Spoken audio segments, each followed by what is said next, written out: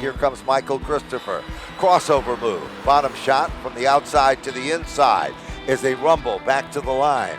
Leader of lap number 1, Michael Christopher. I'd say just like any year, you start with the spring sizzler. It's important to get through that and pretty much go about it like every other year.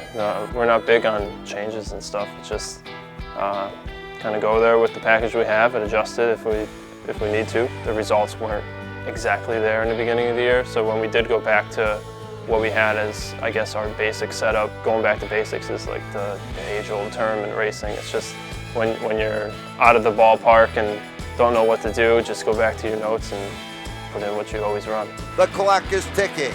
Michael Christopher has done it.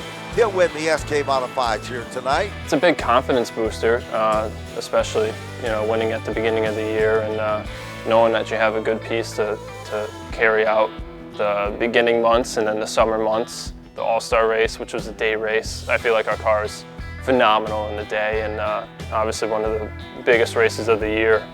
And it wasn't even for points, it was just more so for fun and ego, I guess. Let the fun begin. The Christophers, father versus son off turn number 4. Mike Christopher Jr. to the inside of Dad to take the top spot off of turn number 4.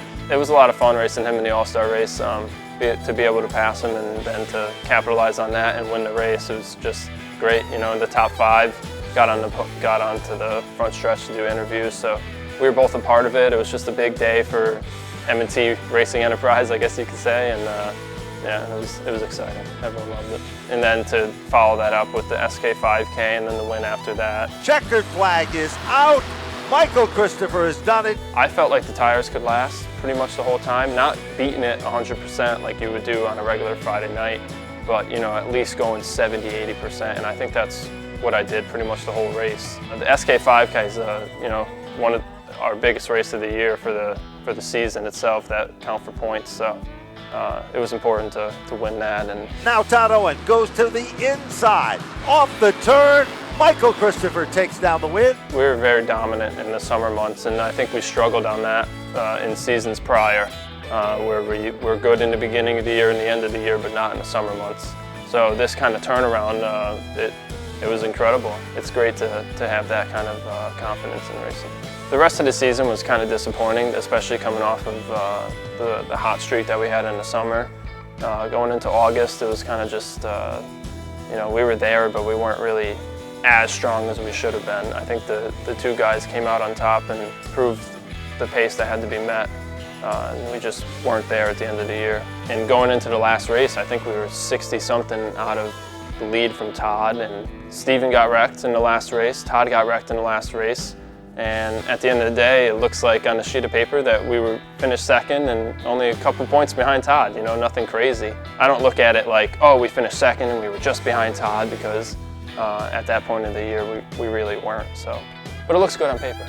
Overall, I think obviously it was one of our best years. We did finish second in the points. Things happen in racing where misfortunes happen, and you just got to capitalize on those things, and I think we did by keeping our nose clean and finishing every race, and overall it was one of our best years. First and foremost, I think my dad and my whole crew. We've been racing a lot this year, not only at Stafford but at Waterford too, supplying 2 cars and racing 2 nights a week. Puts a lot of pressure on those guys and the crew to get it done. And sponsor-wise, the big people that came on this year were Esport Feeds and New England Turf Management. So thanks to them, and also my buddy Bruce for helping out. PT Watts, Connecticut Trailers, CWPM, Sean Waddell Communications, Asians Garage, Eagle Fence and Guardrail, QA1, Fence Line Films for putting the GoPros on every week. That's a big thing too. Obviously M&T, all the product sponsors that we get, Sterling Security, QA1, BMRS, Sign Pro, LaJoya Seating, FK Rod Ends, JB3 Construction, Camo Motorsports. There is a lot. I think we're pretty confident in that every single year that we'll be in contention. No matter if we start out good or start out bad, we'll be able to be there at some point. So just like resetting the clock after a bad night or a good night of racing, you reset the whole season after all this. So show up with a clean slate next year and start everyone at zero, I think we'll be in contention again.